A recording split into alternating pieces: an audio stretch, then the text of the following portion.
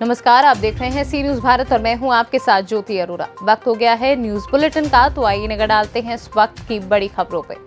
आजमगढ़ जिले के लालगंज विधानसभा क्षेत्र के पूर्व माध्यमिक विद्यालय पतिला चौर में गुरुवार को प्रधानाचार्य गिरीश चंद दीक्षित के रिटायर होने पर एक विदाई कार्यक्रम का आयोजन किया गया। इस अवसर पर अध्यापकों ने उन्हें फूलमाला से लाद दिया तथा उनके भविष्य के उज्जवल जीवन की कामना की। स्वागत से अभिभूत गिरीश चंद दीक्षित ने सभी का आभार प्रकट करते हुए धन्यवाद ज्ञापित किया। शिक्षक संघ के अध्यक्ष मंजुलता राय ने कहा, रिटायर होना एक प्रक्रिया है, शिक्षक ही रहता है। उन्होंने कहा, गिरीश चंद दीक्षित में स्कूल के लिए काफी कुछ किया है। अध्यक्षता कर रहे अनिरुद्ध पांडे ने उनके उज्जवल भविष्य की कामना की। संचालन कर रहे रामजीत मास्टर ने कहा, गिरीश चंद दीक्षित वास्तव में शिक्षा के स्तर को ऊंचा उठाने में पूरे मनोयोग से अपना सहयोग करते हैं। इस अवसर पर प्रभारी प्रधानाध्यापक मास्टर निरंजन, रविंद्र कुमार, प्रधानाचार्य प्रदीप सिंह, पूर्व प्रधान राजेश सिंह, प्रधानाचार्य अरुण यादव समेत अन्य लोग मौजूद रहे। इस अवसर पर रिटायर्ड प्रधान अध्यापक गिरीश चंद दीक्षित को स्मृति चिन्ह, पुस्तक आदि देकर सम्मानित भी किया गया। कार्य से विमुख नहीं होता है और वो हमेशा शिक्षक ही रहता है और रिटायर तो कभी होता ही नहीं। और इस तरह का इन्होंने त्याग, इस जंगल में नदी के किनारे जिस समय यह विद्यालय आया, जब तक आदमी घर में हो या समाज में, जब तक परिवार को लेकर के चलता है, जब तक उसका देख रेख करता है, उसका किसी की निगाहें नहीं जाती। जब परिवार में भी जब एक मालिक छोड़ करके दूसरे मालिक को बनाया जाता है, तब सारे लोग कहते हैं कि हाँ भैया देखिए और अध्यक्ष को कैसे चलता था। तो जिस तरह से इन्होंने इस जंगल में विद्यालय को लाया, विद्यालय को बनवाया, उस समय हम लोग बहुत परिस्थितियों से गुजरे, जहाँ पैसा कम हुआ लेकिन उनके चेहरे पर जरा से भी फिक्र नहीं आई। जाकर आजमगढ़ से सी न्यूज संवाददाता अबूशाद अहमद की रिपोर्ट। खबर जलेसर तहसील से, जहां सूबे के मुखिया द्वारा भले ही अवैध कब्जाधारियों पर सीधे बुलडोजर चलाने व कड़ी कार्रवाई करने की नसीहत दी हो, लेकिन उन्हीं के अधिकारी कहीं न कहीं शासन की मंशा के अनुरूप कार्यों पर पलिता लगाते नजर आ रहे हैं। प्रकरण जनपद की तहसील जलेसर के गांव नगला तिरखा का है, जहां राजस्व टीम के द्वारा कई बार पैमाइश किए जाने के बावजूद भी भूमाफिया ने गांव के परिक्रमा मार्ग पर कब्जा कर लिया है, जबकि राजस्व अधिकारियों ने माफिया पर FIR भी दर्ज करा दी है। माफिया फिर भी अपनी दबंगई दिखा रहा है। तहसीलदार जलेसर को आज मौके से बिना कब्जा हटवाए वापस होना पड़ा। एटा से सी न्यूज संवाददाता लखन यादव की रिपोर्ट। थाना कोतवाली क्षेत्र अंतर्गत HDFC बैंक के ऋण वसूली हेतु CMS संस्था ऋण संकलनकर्ता प्रभुनाथ पांडे व बैजनाथ सिंह बजाजी गली से ऋण वसूली कर वाहन की तरफ जा रहे थे, जहां पर बदमाशों द्वारा बैजनाथ सिंह के हाथ से ऋण वसूली के रुपयों का बैग छीन लिया गया तथा प्रभुनाथ पांडे ने बैग को पकड़ लिया। इसी बीच बदमाश द्वारा प्रभुनाथ पांडे को गोली मार दी गई तथा सुरक्षा गार्ड द्वारा बदमाश के पैर में गोली मार दी गई थी। बदमाश के 2 अन्य साथी वहां से भाग गए। उक्त घटना के संबंध में थाना कोतवाली में CMS संस्था के सुरक्षा गार्ड योगेंद्र तिवारी पुत्र सुदेश्वर तिवारी देवरिया रामनाथ रुद्रपुर मोड़ थाना कोतवाली जनपद देवरिया की तहरीर के आधार पर मुकदमा पंजीकृत कर लिया गया। बदमाश शिवम सिंह पुत्र सुनील सिंह निवासी भदिला डोएम थाना मदनपुर जनपद देवरिया अन्य अज्ञात के विरुद्ध पंजीकृत करते हुए मामले में विवेचना शुरू कर दी गई। घायल बदमाश शिवम सिंह उपरोक्त का मामला अभिरक्षा में इलाज पतारसी करते हुए कार्रवाई की जा रही थी। पुलिस की कार्रवाई से घटना में संलिप्त अभियुक्त पुरुषोत्तम जायसवाल पुत्र विभूति निवासी रावतगंज थाना कैंपियरगंज जनपद गोरखपुर द्वारा दिनांक 30 मार्च 2022 को थाना कोतवाली जनपद देवरिया में आत्मसमर्पण कर दिया गया तथा प्रभारी निरीक्षक द्वारा अभियुक्त से पूछताछ की गई। उसके द्वारा बताया गया कि CMS संस्था का कस्टोडियन बैजनाथ सिंह पुत्र स्वर्गीय सीताराम बिजौली थाना बरहट जनपद देवरिया तथा अभियुक्त शिवम सिंह पुराने मित्र हैं। बैजनाथ सिंह द्वारा लूट की घटना की रूपरेखा बनाई गई थी तथा शिवम को बताया गया था। वह इस पूरे मामले में आगे भी जानकारी दी गई। थाना कोतवाली क्षेत्र में 28 तारीख को बजाजी गली के पास लूट का एक असफल प्रयास हुआ था, जिसमें बाद में ये पता चला था कि जिस व्यक्ति से लूट की जा रही थी उसके पास 25 लाख से अधिक की धनराशि थी और ये लूट उसी के साथी ने कराया था। ये पुलिस को विवेचना के मध्य तथ्य आया।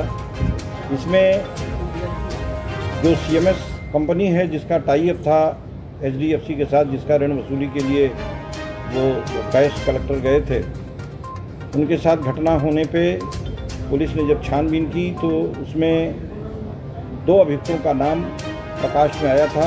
एक अभियुक्त को मौके पे ही गोली लगी थी।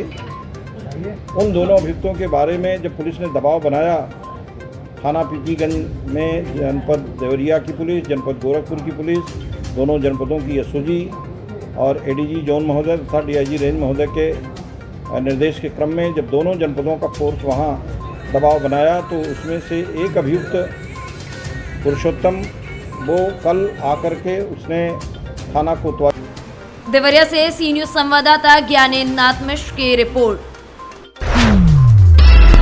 दहेज के लिए ससुराली जनों ने एक विवाहिता को घर से मारपीट कर भगा दिया। पीड़िता ने इस संबंध में पट्टी कोतवाली पहुंचकर अपने पिता के साथ शिकायती पत्र देकर मामले में इंसाफ की गुहार लगाई। कोतवाली क्षेत्र के दौलतपुर कुटिया के गांव के रहने वाले मोहम्मद सलीम ने अपनी बेटी राकिया की शादी 3 साल पहले पट्टी कोतवाली क्षेत्र के कंजा सराय गुलामी में की थी। गुरुवार को पट्टी कोतवाली में राकिया अपने पिता सलीम के साथ पहुंची। उसने शिकायती पत्र देकर बताया कि शादी के बाद से उसका पति सद्दाम उसे मारता पीटता और धमकी देता है कि इसके पहले भी वो एक विवाहिता को जलाकर मौत के घाट उतार चुका है, तुम्हें भी इसी प्रकार मार दिया जाएगा। पीड़ित विवाहिता ने बताया कि 2 दिन पहले उसे लाठी डंडों से मारा पीटा गया, गाली गलौज करते हुए दहेज की मांग की गई। जब पीड़ित महिला ने अतिरिक्त दहेज देने में असमर्थता जताई तो आरोपी पति तथा उसके ससुराल वाले उसे जमकर मारते पीटते हुए घर से भगा दिए। पट्टी कोतवाली में शिकायती पत्र देकर पीड़ित महिला ने इंसाफ की गुहार लगाई। पुलिस ने शिकायती पत्र लेने के बाद मामले की जांच शुरू कर दी है। क्या नाम है आपका? मोहम्मद सलीम। कहाँ घर है आपका? पति व दौलतपुर। आपकी लड़की की शादी कब आपने किया था? 3 साल हो गए। क्या नाम है बिटिया का?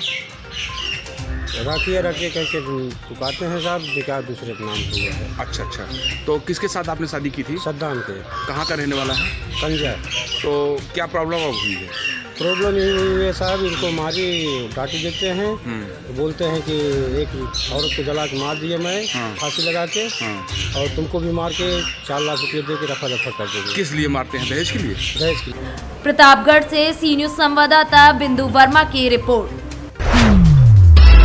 जन्मजात विकृति क्लब फुट से ग्रसित बच्चों का निःशुल्क इलाज अब चंदौली जनपद के पंडित कमलापति त्रिपाठी जिला संयुक्त चिकित्सालय में आरंभ कर दिया गया है।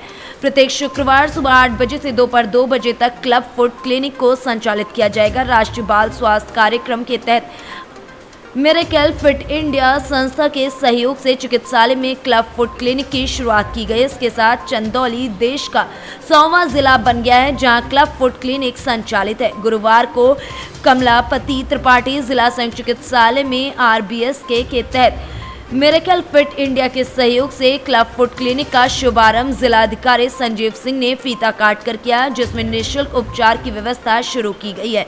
इसके साथ ही जिलाधिकारी ने क्लब फुट से ग्रसित बच्चों का हाल जाना और उनके परिजनों से उपचार के बारे में जानकारी ली। जिलाधिकारी ने क्लिनिक में उपलब्ध प्लास्टर, ब्रेसेस आदि के बारे में संपूर्ण जानकारी ली। तत्पश्चात जिलाधिकारी ने चिकित्सालय सभागार में केक काटकर बच्चों को खिलाया। चंदौली से सी न्यूज संवाददाता सुमित सिंह की रिपोर्ट। ग्राम देशावाड़ी के युवक सुभाष बारसे ने प्राथमिक शाला देशावाड़ी के शिक्षक और विद्यार्थियों के साथ अपना जन्मदिन मनाया और बताया कि अपनी खुशियों को बांटें। खुशियां बांटने से बढ़ती हैं। साथ ही अपने जन्मदिन के दिन पर वृक्षारोपण कर देश के लोगों को अपने जन्मदिन पर वृक्षारोपण करने की सलाह दी व वृक्षारोपण से होने वाले लाभ बताए। वहीं सभी बच्चों को वृक्षारोपण करने हेतु प्रेरित भी किया। साथ ही शिक्षकों का आशीर्वाद लेकर अपने जीवन में जन सेवा करने का संकल्प लिया और अपने जीवन के हर एक जन्मदिन पर वृक्षारोपण करूंगा ये संकल्प भी लिया।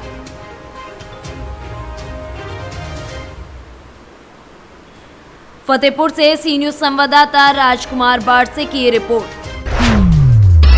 कन्नौज के ठटिया थाना क्षेत्र के अंतर्गत खैरनगर में तैनात दरोगा राजीव सिंह चौहान पर दहेज के एक मामले में रिश्वत मांग लेना सनसनीखेज आरोप लगा है। इसकी भनक लगते हैं एंटी करप्शन की टीम ने दरोगा को हिरासत में लिया और उसे सदर कोतवाली लेकर पहुंची, जहां टीम के अधिकारी दरोगा से कमरे में पूछताछ करने में जुटे हैं। मामले को लेकर जब एंटी करप्शन टीम के अधिकारियों से संपर्क करने का प्रयास किया गया तो वो मीडिया से बचते हुए नजर आए और जांच पूरी होने तक कुछ भी बोलने से इनकार किया। बताते चलें कि पीड़ित की शिकायत पर एंटी करप्शन टीम ने दरोगा को हिरासत में लेकर पूछताछ शुरू कर दी है। कन्नौज से सी न्यूज संवाददाता शिबू सैनी की रिपोर्ट। फिलहाल के लिए न्यूज बुलेटिन में बस इतना ही। देश दुनिया की तमाम बड़ी खबरों के लिए आप देखते रहिए सी न्यूज भारत।